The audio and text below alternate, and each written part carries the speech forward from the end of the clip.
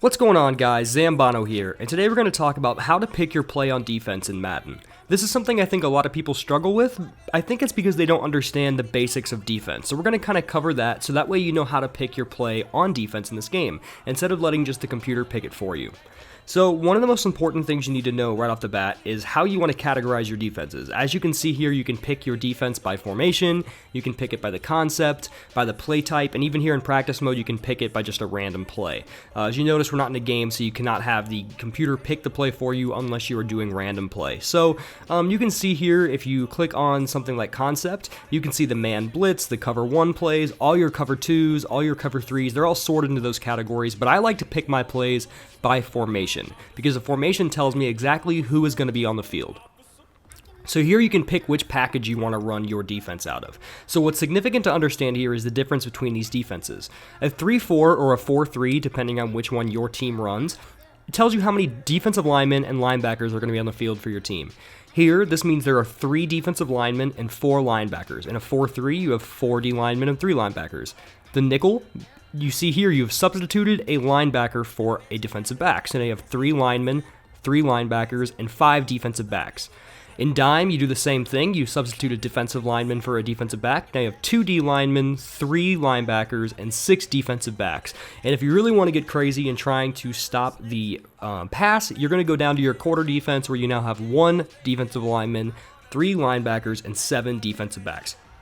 That's for when it's like 3rd and 20 or a Hail Mary pass and you know for a fact they're going to be passing the ball. So, when to pick these? Something I like to do is typically if the other team's running the ball, you're going to want to either do a 3-4 or a nickel. So if you suspect run, make sure you have more people up in the box than you have back defending the pass. If you think the team is definitely going to pass, probably go with a nickel or a big dime.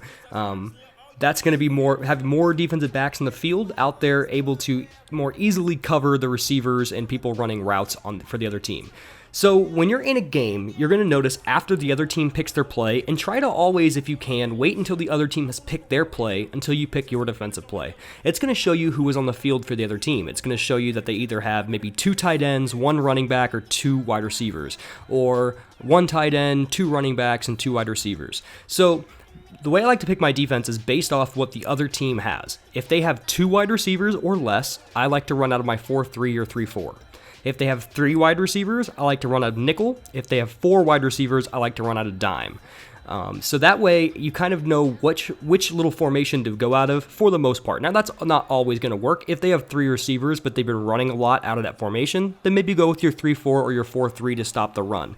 But that is what I like to do for the most part, is have as many corners on the field as they have wide receivers. And that's the difference between a 3-4, nickel, and dime. So the next thing you want to kind of understand is what is the difference when you are playing between a man, a zone, and a blitz. I think man, zone, and blitz are things that people don't necessarily understand too well, and it can get a little confusing. So what we're going to do here is we're going to look through these plays here, and I'm going to show you the difference. So you can notice, no matter what, at all times, one of your player is doing one of 3 things. He's either going to be playing in a zone, playing man coverage, or blitzing. On these plays, you can see if there's a bubble around that player, like those purple, yellow, and blue bubbles, that means they're in a zone defense. If there is no lines or no bubbles connected to your player, they're playing man defense. And if there's little red lines or red arrows pointing down to the bottom of the screen, that means your player is blitzing. As you can see, almost always your defensive lineman or your front 4 will be blitzing. Typically, your safeties will be in the zone, and your corners and linebackers kind of rotate between zone or man depending on the play you have picked. So those little bubbles tell you which part of the field your players are responsible for, and man is just, your guy is guarding a specific player. That's man-to-man defense. It makes perfect sense. I think it's very straightforward, as well as zone. You guard a little zone of the field. So each zone defense is going to be vulnerable to a specific part of the field. As you can see there in the Tampa 2, in between your corner and your safety there on the boundary of the field is going to be pretty wide open. Anything right behind the defensive lineman might be open, right underneath the linebackers.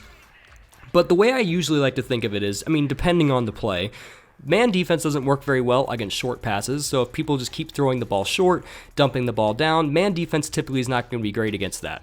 Zone defense is usually better against short passes. When you're throwing the ball deep, I like to use man coverage a lot because typically you're going to have your safeties in a zone helping your guys who are in man coverage. I do not, for the most part, usually like to have my safeties in man coverage. I almost always want my safeties playing zone. And now when it comes to blitzing, blitzing's very enticing because you have a bigger opportunity to make a big play in the backfield where you can get a sack or you can tackle a running back for a loss. But the only problem with blitzing is you're giving up guys who could be playing pass defense. If you blitz both your linebackers, as you can see in the Overstorm Brave, you now don't have anyone guarding the middle of the field. Everyone's in man, but maybe they have more people running routes than you actually have back playing pass defense. Blitzing can leave you wide open to attacks down the field. So blitzing, you want to do that if the other team is maybe having way too much time to pass and you feel like you're not generating a pass rush. Blitzing can help with that. If you know the other team's running, it might not be a bad idea to blitz.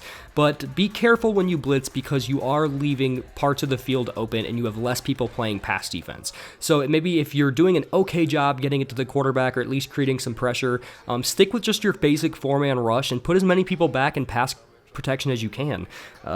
But that's basically the difference between man, zone, and blitz if you're struggling to pick your plays. Cover 2, as you can tell, you have your corners guarding down there at the bottom of the screen with 2 safeties over the top. Cover 3, you're going to have 3 people deep. Cover 4, you typically have 4 people deep. It's pretty straightforward when you look at the play. You can kind of see what's going on, and it's not that hard to figure out, guys. So basically the basics here. Understand the difference between 3-4, nickel, and dime. 3-4, you have 4 defensive backs. A nickel, you have 5 defensive backs. A dime, you have 6 defensive backs. Know that you are probably going to be picking your formation based off what the offense is doing. If they have 2 receivers or less, pick a 4-3 or your base defense. If they have 3 wide receivers, pick a nickel. And if they have 4 wide receivers or more, probably go with dime. So it's pretty straightforward, the basics of how you can pick your defense. Thank you guys so much for watching. If you enjoyed the video, please press like. Feel free to subscribe. I'm Zanbono, and I'm out.